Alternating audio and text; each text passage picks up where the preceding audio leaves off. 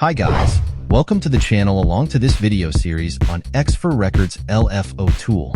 Now I know this is a very popular plugin that a lot of people use, but I found that a lot of people actually just use it for basic sidechaining. But there's so much more to this plugin.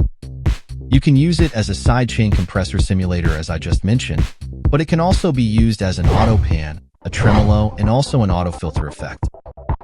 And you can also actually use it just for static filtering as well if you want to.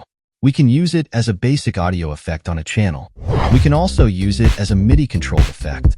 So you can actually have the sidechain simulation be triggered by MIDI notes, which has obvious usage if you're making music which isn't a 4/4 star music.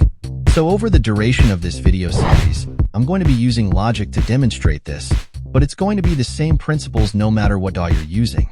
In the first video, we're going to have a look at the interface of LFO tool, and also how to work with the main graph and how to create your own LFO shapes. Thanks for watching.